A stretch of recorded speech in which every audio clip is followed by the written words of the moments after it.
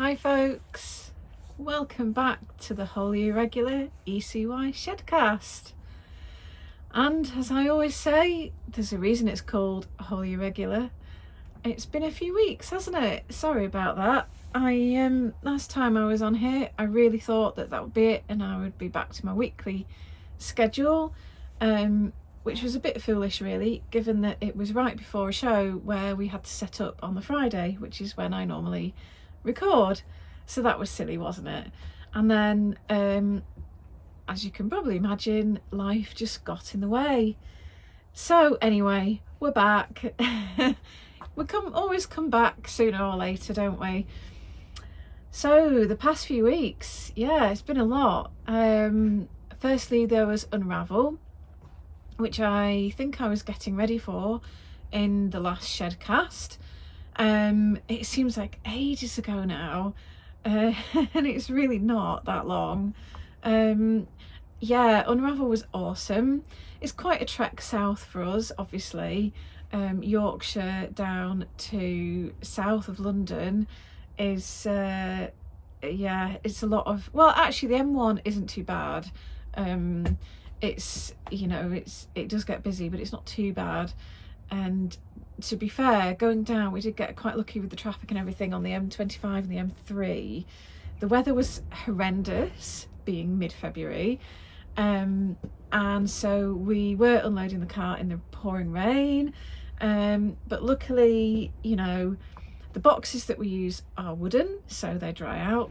And I always say to Dave, this yarn comes from sheep which have been out in fields in all weathers. So yeah, it's not ideal for stuff to get wet, but it's not really going to do it any harm.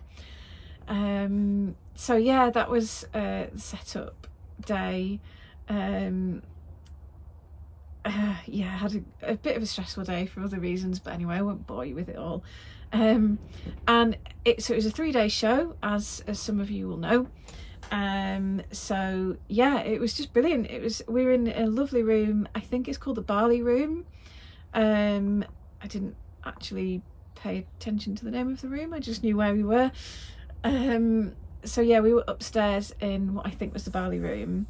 We were back to back with Helen from the Wool Kitchen, and we were opposite Stevie from, I think it's Curated Yarns, and Jackie from Soft Accents was kind of across and diagonally from us, and then the folks who, I can't remember the names, it's Tom and I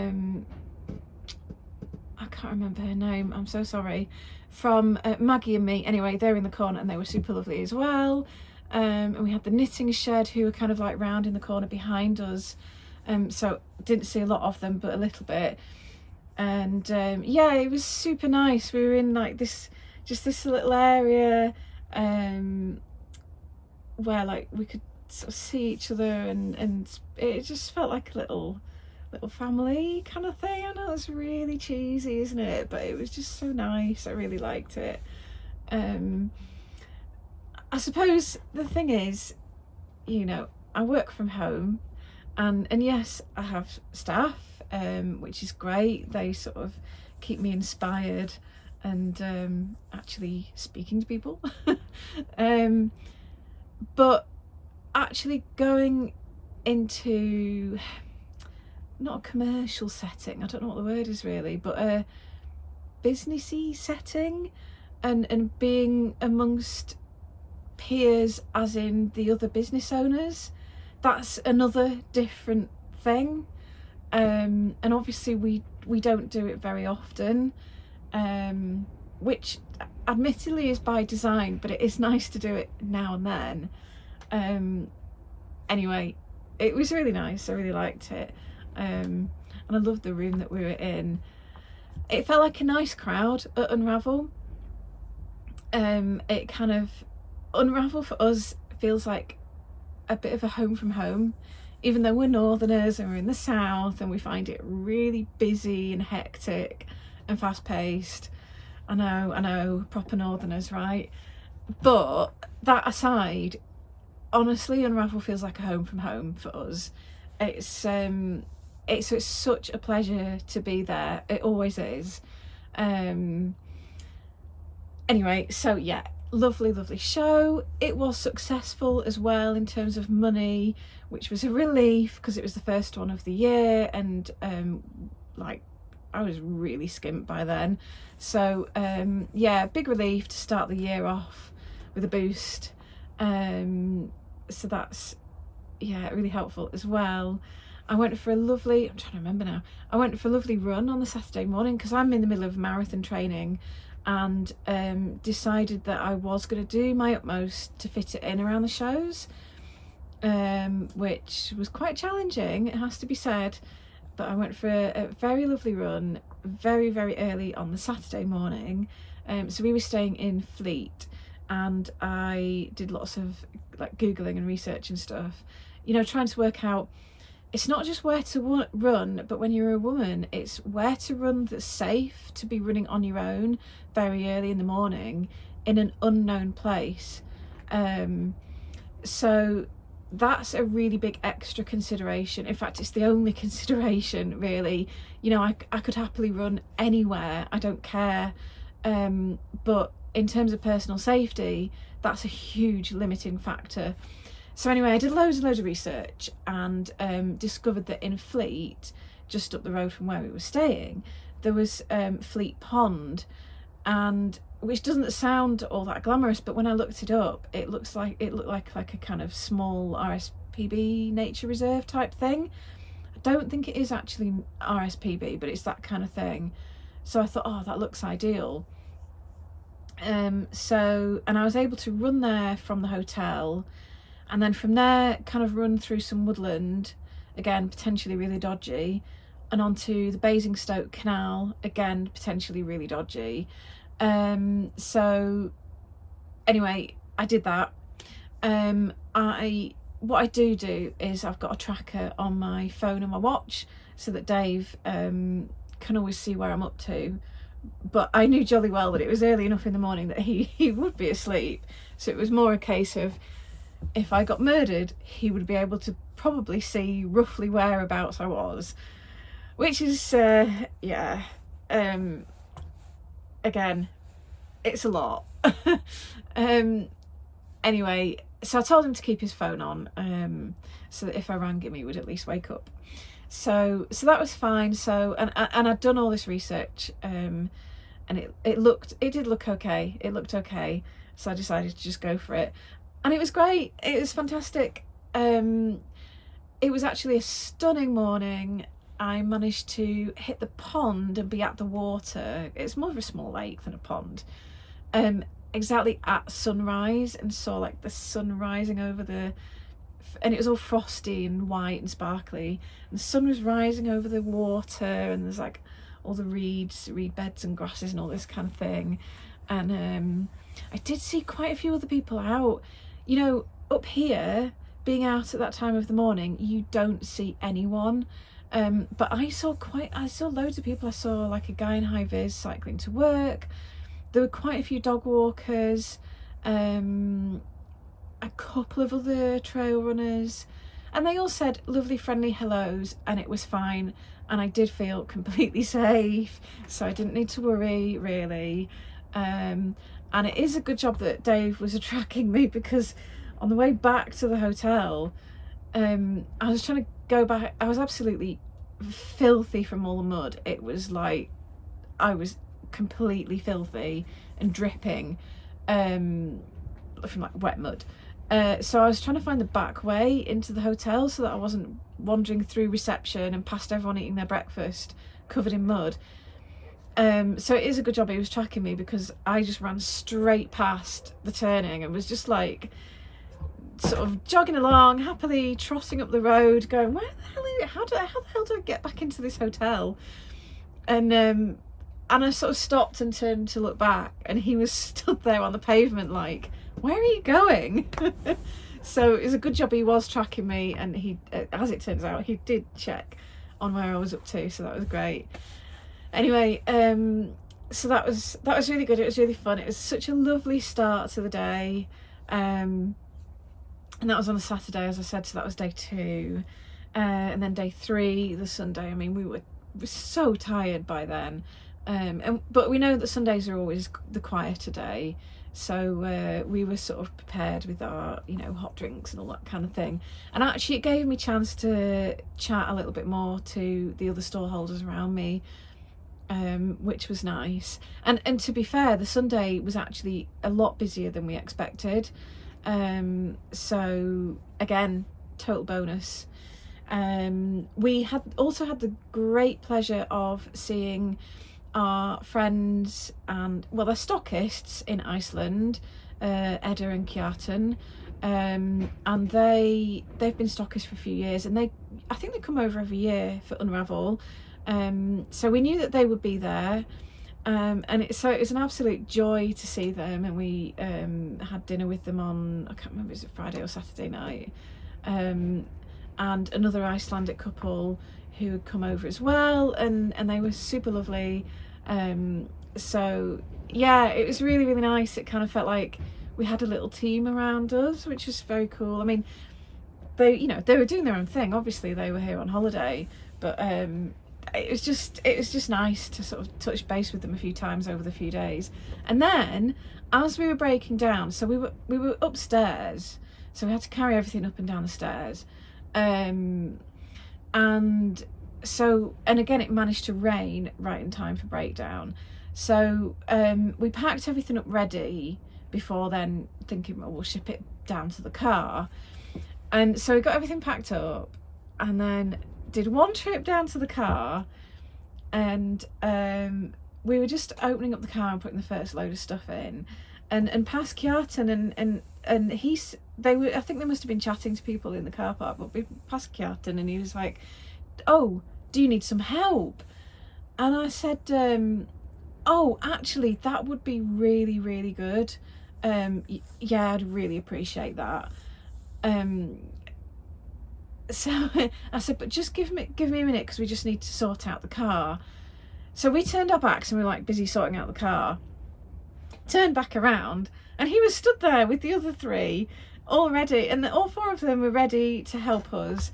And I think I only made 2 more trips back up the stairs for stuff, because it was done that quickly, between 6 of us. Honestly, it was literally within like 5 minutes.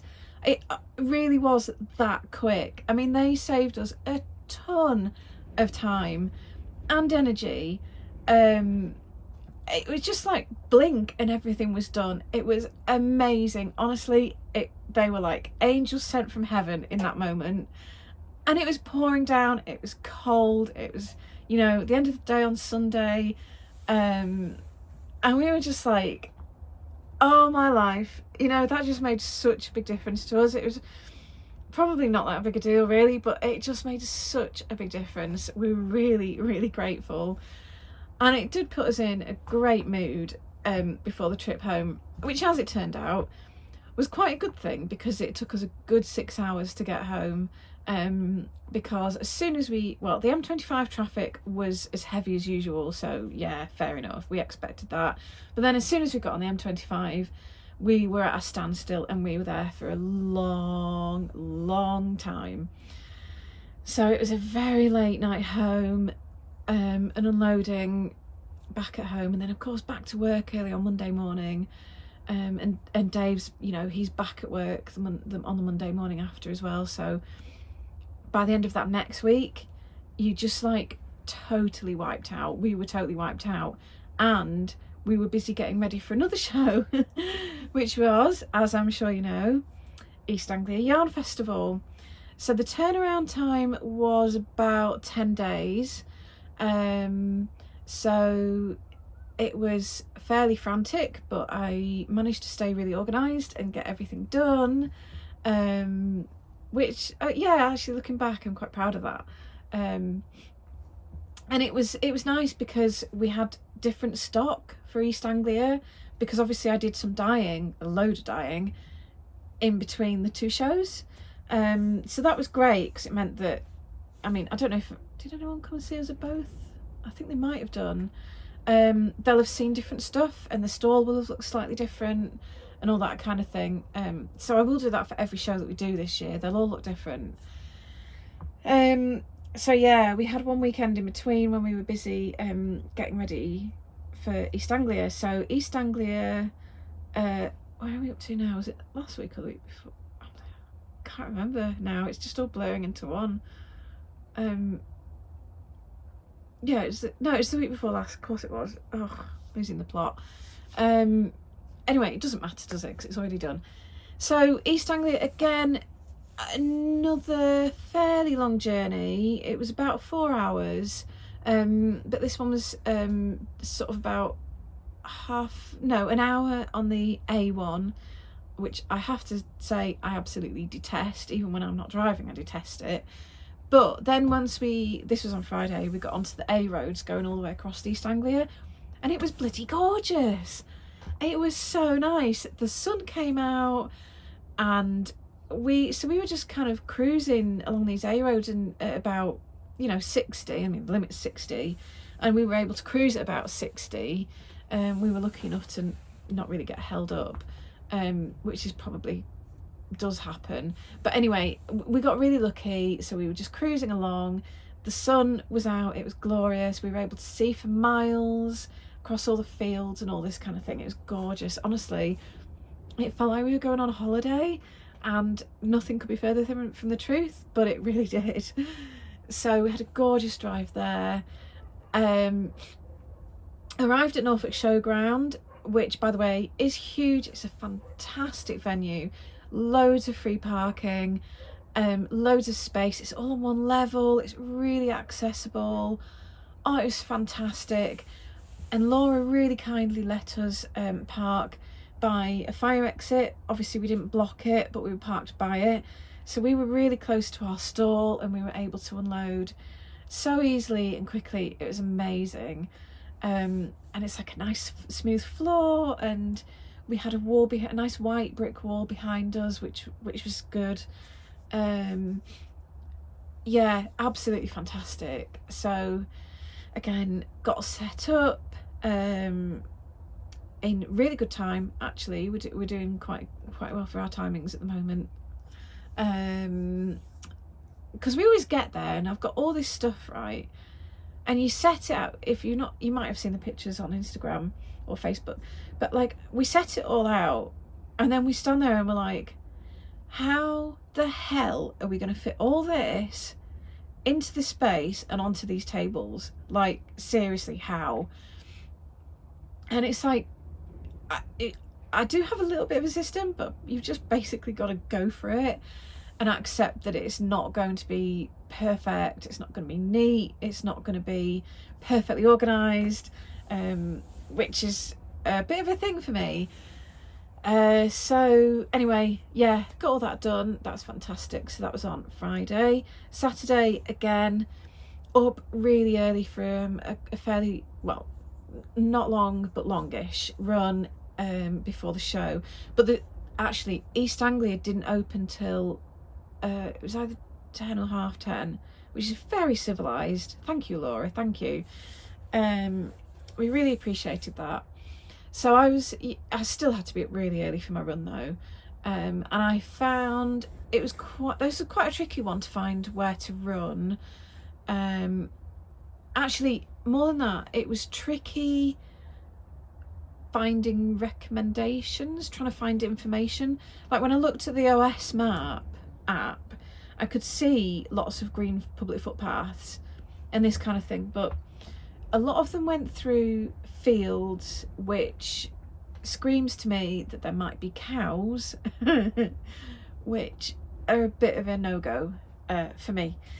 So the challenge was trying to find out where people would recommend to run in the area. Anyway, managed it thanks to Twitter. Good old Twitter came to the rescue, and I found, what's it called, the Marriott's Way, which is like a proper a marked trail kind of thing.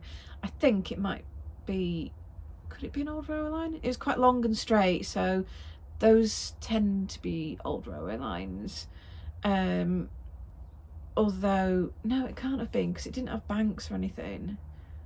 I don't know, but it's quite long and straight and quite flat, so maybe. Anyway, doesn't matter. So yeah, went and had again a gorgeous run along there. I wasn't particularly worried about my safety with that one, with it being like a marked trail, and it was clearly really well used and all this kind of thing. So I knew it would be similar to what I run along at home.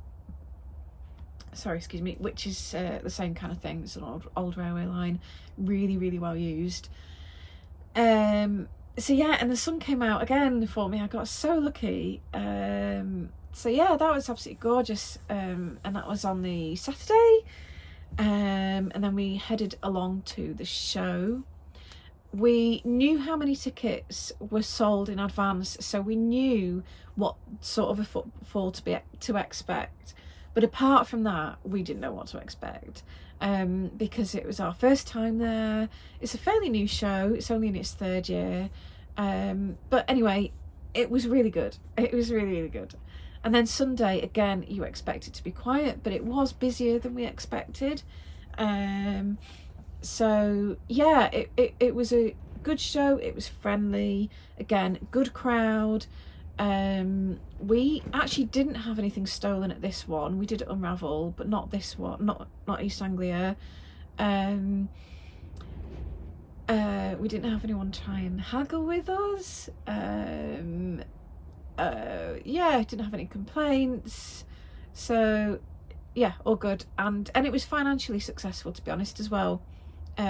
Which we really wanted it to be, not just for finances, but because we actually really loved it and wanted to be able to justify going again, hopefully next year. And if financially we hadn't done well, we'd have been umming and ahhing, kind of going, oh, really like that show, but just can't justify going back. But as it is, it was good, so we can justify applying again for next year, which is really awesome. The weather did change for the journey back, so that was a not pleasant journey back as well, because obviously it was dark by then, and there was like sideways rain all the way across the roads. So that wasn't the most fun, but at least we didn't get back as late as we did from Unravel. I think we were home by about 9 o'clock, whereas Unravel was like 11. And went and collected the dogs from their little holiday, and yeah, and then back at work again on Monday morning.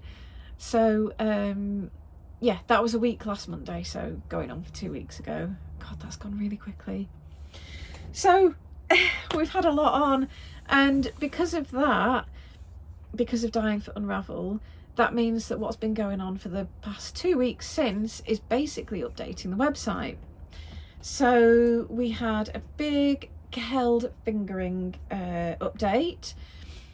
That's selling, I would say it's maybe not nearly sold out, but it's on its way to being sold out. So curled fingering is our superwash merino and linen singles yarn. It's super popular, clearly.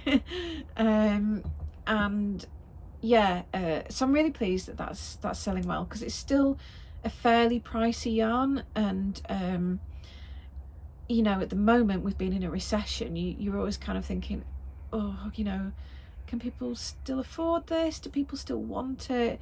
And all that kind of thing. So it's very reassuring that that's selling well, and that it's clearly a valued yarn. So I'm very pleased about that, because it is a real favourite here at Shedquarters.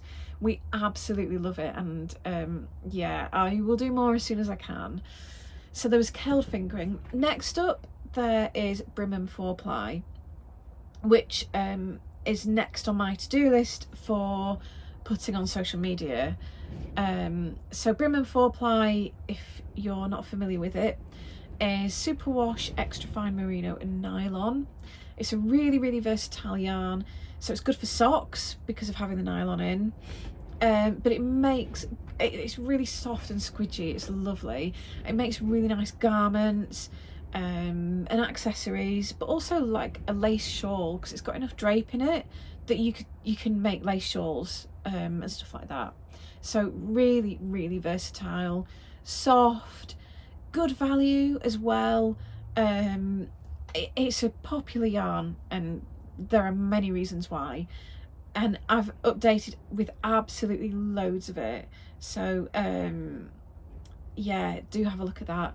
I really themed the update of the Brim and 4-ply around spring colours. So the curled fingering was all kind of what I call hedgerow colours, so quite dusky, quite earthy, that kind of thing. And then for the Brimham, I kind of had a bit of a change of direction and went for things like the floral pinks and yellows and greens, and that kind of thing, you know, really kind of like lifted colours that make you think of kind of like spring sunshine, fresh new leaves on the trees, and the bulbs coming up, all that kind of thing, because that's what's happening now. So that's what I've done. So yeah, so that's Brim and 4-ply. And then after that was Nape 4-ply. That's on the website now as well. So that's our sparkly, again, superwash merino with nylon, and the sparkle in that is Lurex. The sparkle in our Rosedale 4-ply is Stellina, it's gold Stellina, and the Nape is Lurex. So it just has a different appearance, really. It has a different appearance. And yeah, it's a 4-ply, and it's quite a nice, sturdy, solid one. It's soft and squidgy, but it's just a little bit different to our others, really. It's very slightly plumper than most of our other 4-plies, I would say, but you could still work it together with the others. And again, great for socks, great for garments, accessories, shawls. So yeah, another really versatile one, actually. And the silver sparkle from the Lurex is gorgeous. Well, you know, with the spotlights that you have in your kitchen and that kind of thing, honestly, take the yarn in to the kitchen under the spotlights and it just glitters. It's gorgeous. So yeah, so that's Nape B. So for the colours, I actually picked out a few kind of fades. I don't know why, I just kind of felt like it. So there's like a purple themed fade, and I think blue or turquoise themed fade, and then I went for some like corals and neutrals. So again, quite spring colours. Yeah, spring colours, I would say. So yeah, and there's loads of yarn packs, so if you have a look at those, you'll see what I mean by the fades. They're not dyed as proper actual fades, but they're just colours that happen to fade well together, if that makes sense. So that's Nape 4-ply, and then the fourth and final one for now is Boland Aran. So Boland Aran is our 100% Blue Face Leicester superwash, as many of you know. It's a good old-fashioned Aran weight.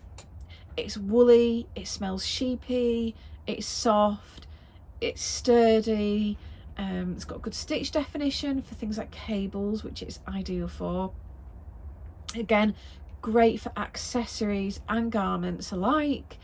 It's quite nice and lightweight to wear as well, I would say, is the Boland Aran, because it's woolly.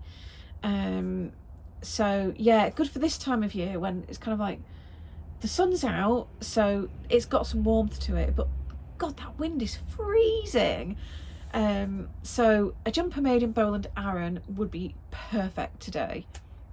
So yeah, that's all on our website now. Laura is writing up a newsletter about it as we speak, just checking the time, which we'll finish and send out this afternoon, Friday afternoon. And I shall carry on getting it all onto social media. Although it's quite a big job, I like doing it because it's like I spent hours, literally hours and days, taking all these hundreds of photos, and it just seems a shame to not plaster them all over social media, really, after making that much effort with them. So I shall carry on with that this evening, to be honest, because I want to show them off. So yeah, so oh god, it's been really, really busy. The other thing is, while I'm just on yarn, I might as well tell you what's coming next, because you can see it right here. And this is Pendle Sport. So that is coming next, probably towards the end of next week. Depends if I get good photography weather more than anything. Pendle Sport is 100% merino superwash. So when I go to shows, right, what I do is I make notes of what people are asking. Well, I make notes of all sorts. What people are asking for, what we could do better for next time, things that need sorting out for next time, things to leave at home because they didn't work, all that kind of thing. And one of the overwhelming things that I heard at Unravel was people asking for sport weight. And what we did have there, we just sold immediately. So I came home and put it on the to-do list. I knew I wouldn't have time before East Anglia to do it, but I knew that afterwards would be a great time. So that's why I've got loads of Pendle Sport. Oh, the sun's gone in so you can see it a bit better now. There's loads more than there is on here. And it's all in 10s. I'm doing 10s this time so that there are sweater quantities available. So yes, that's really exciting. So that'll be, like I say, hopefully next week. But we'll just see how we go on. There's plenty to be on with at the moment anyway, so there's no huge rush. So that's where we're up to. A lot. The marathon training continues. It's now marginally under 4 weeks until London Marathon. It's on the 21st of April and today's the 22nd of March. Whew, it's getting scary. It's getting really scary. I printed the route map out yesterday, and it's a long way. It's a really long way. It's a lot of running. That's the thing, you know, with an ultra marathon. Yeah, it's a hell of a long way, but because you've got hills, you've got natural walking points and natural snack stops and things like that. But I feel like with London Marathon, you know, it's a road marathon. I just feel like it's going to be really exposing. Like, it's going to make me feel like I want to, and also should, just run as much as I possibly can. And that's the plan. And I will absolutely be having walking breaks and snack stops, like 100%. That is happening. I am not killing myself over this. I'm there to enjoy the day, soak up the atmosphere, and complete the race. That's it. But nonetheless, it is that thing of like, without hills, how do you know when to walk? It's like,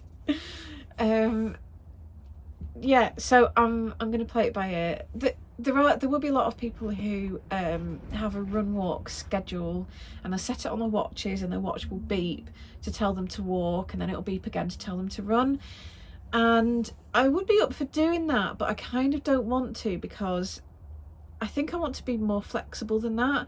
As in, like, maybe I run, I don't know, pretty much all the way to Tower Bridge, which is less than halfway, but I don't know, is it maybe 10 miles? So maybe I pretty much run like the 10, 11, whatever it is, miles to Tower Bridge.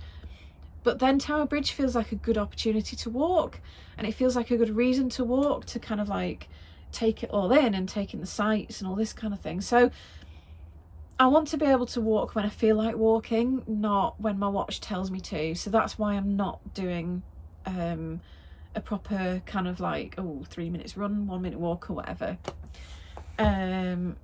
Anyway, boring running stuff. But yeah, it is scaring me. I'm really excited, but really getting nervous now. I've got a 2.5 hour run tomorrow. Then next Saturday is 3 hours, and then the Saturday after is 4 hours, and then the race is, 2 weeks after that. So yeah, it's just the main challenging thing is fitting everything in, obviously. I train quite hard. I have a coach who makes sure that I don't overdo it, which is really, really beneficial, because otherwise I would 100% have overdone it and be injured by now, definitely. So that is a big help. But still, you know, running the business, I'm on the running club committee, and I've got a lot of that to do at the moment. I've got a big to-do list. Yeah, and then the training and kind of dog walking and trying to catch up. I mean, there's no trying to catch up with friends and family at the moment. It's just that is not happening. So yeah, it's just that's just the way life is, though, isn't it?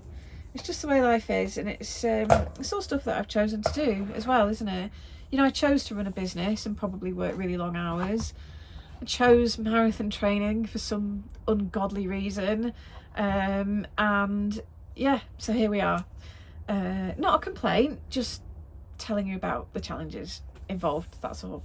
But anyway, when I'm not doing all that, I am, of course, knitting and crocheting, which brings me on to this, which is my latest Friday FO, just in time.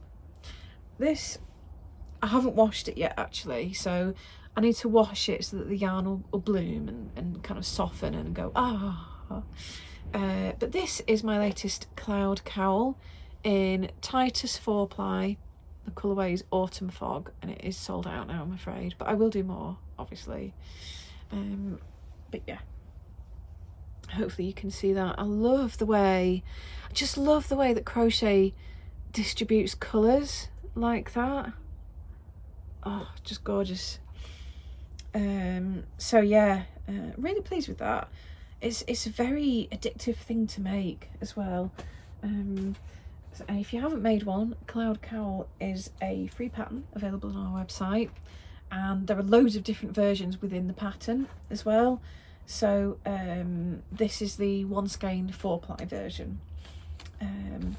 So yeah, we've updated that pattern recently, actually, to include like the chunky one, the 4-ply one, and a few other variations as well. And then I do need to tell you, oh, I've lost my swatches. So then that brings me to the thing that I am looking forward to hopefully spending some time on over the weekend. It's so nice, right, to come back from a run, knackered, obviously, get a cup of tea, get in the shower or a bath, and I'll have my first cup of tea like in the shower or bath, and that's really, really nice. Oh, lovely. And then you get out the bath, go and get some lunch, and then, so we normally dog walk in the afternoon, but then you just got that period where I can just spend some time knitting or crocheting, and you just feel really satisfied because you've got your long run done in the morning, Saturday morning, and the only other thing remaining for the day, really, apart from all the chores, is the dog walking.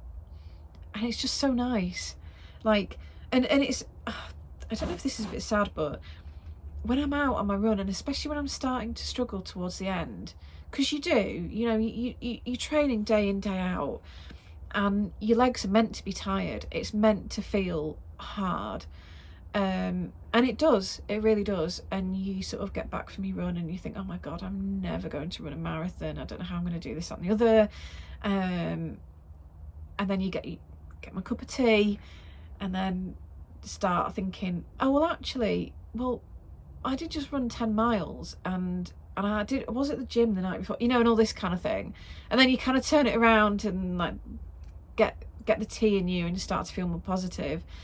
But it's really, really satisfying to get that done, to kick off the weekend knowing that you've got that done, that you've got the biggest challenge out of the way, and that you did it, you completed it, and it just makes that knitting and crocheting time all the better for it. I can't explain. It's just really, really satisfying. And when I'm out on my run and it's starting to get hard, you start thinking to yourself, oh, just think how good it's going to feel when you finally get back and you've had your shower and you're all refreshed and caffeinated, and you finally get to sit down and knit. And you sort of like, I really look forward to that when I'm out on my run. You know, I enjoy my run up until the point where it starts to feel awful, which it inevitably does. Even if it's only a mile from the end, at some point it will just feel really hard. And you just sort of G yourself along by thinking of, yeah, like I say, it's probably a bit sad, but yeah, just really looking forward to that downtime afterwards. Then of course you've got to get back up again to sort the dishwasher out and walk the dogs and get the washing done and all that kind of thing. But that's not the point. You get a nice little bit of downtime after you run, and it is the most satisfying thing in the world. Anyway, I massively digress. Point being, this is what I'm really looking forward to working on tomorrow after my run, and I am making a Love Note sweater. Only, what am I, 5 years behind the trend? It was released 5 years ago. So here it is. It's on quite a short circular, but there you go. Ta-da! I haven't tried it on yet. I know it looks small, but it's on, like I say, it's on a short circular. So, and I did swatch. I swatched properly and everything, because actually, so my sizing has changed. So I did need to check on that. And secondly, so I had it in my head because it's written for 6mm needles, and the gauge is, I'm trying to remember, is it 14 or like 13 or 14, something like that, stitches over 10 centimeters on 6mm needles. And I read it as being double knit held with mohair for some reason. So I swatched. I had it in my head that I would use 2 strands of 4-ply plus the mohair. So I did 2 swatches like that. So this one is Milburn 4-ply in steel and charcoal plus Eldwick lace in ash. Okay, and that was on 6mm needles. Did not get gauge, which is very unusual for me. And then this one is rain and steel, Milburn 4-ply, plus the ash mohair, and that's the one I was going to go with. But I was a bit bothered about the gauge. It's quite, like I say, it's unusual for me to not get gauge. Like I have like the most average tension ever, and I was just quite surprised. But then of course, so I was thinking, oh well, I could use 5.5mm needles, but then the fabric would be really quite dense. I like this fabric, I like it as it is, but it's just not the right gauge. Anyway, so then I was looking at the pattern again, and as you will know, if you've made one, it's actually 1 strand of 4-ply held with the mohair. So I was like, oh, God's sake. So then I had to swatch again. This is how tired I've been. So then I had to swatch all over again. But luckily, that worked out perfectly on 5.5mm needles. Woohoo! So I have got a gauge, which means I don't need to faff about with different sizes. I'm just knitting the size that I've chosen as it's written, and obviously it'll grow when it's blocked, which I accommodated with my swatching. Always worth doing that.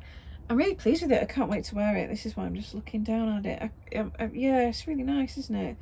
It's going to be really lightweight and warm. Again, exactly the kind of thing that I would wear on a day like this with the cold wind, but the warm sun. So yeah, and of course 5.5mm needles, really quick to knit as well. So I'm hoping that I will be through it in no time. Not because I'm not enjoying the process, but I actually just want to wear this one. I want to get it on. So, and of course I'm always looking forward to making other things as well. I've got so much going around in my head that I'm like, oh, I want to make this and I want to make that and blah, blah, blah, blah, blah. So, yeah, looking forward to working on that after tomorrow's long run, and before I've got to crack on with other things, just get some time in between. So yeah, that is where I'm up to with everything. Yeah, I think oh god, there's probably loads more that I could tell you. I'll leave it. It's been 45 minutes. That's long enough, isn't it? So I'll hopefully see you again next week, next Friday. If not, I'll see you when I see you. You know, I'll always be back sooner or later. And who knows? I mean, not next week, but maybe the week after, I might even be wearing my Love Note sweater. So yeah, we'll see.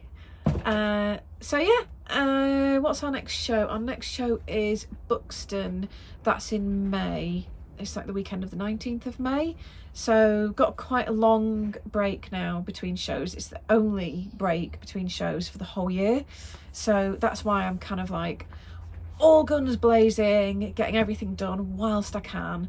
I'm really trying to get the garden sorted out at the moment, because I know that obviously when as the weather warms up, it's really going to take off, and if I don't get on top of it now, it's just going to be completely out of control all summer, and it will do my head in. So I'm also busy really trying to do that as well. So yeah, it's all good stuff. Right, I'm off. Got loads to do. So thank you for watching. Thank you for listening to all my random ramblings about nonsense, and I will hopefully see you next week or soon after if not. Take care, and thanks for watching. Bye.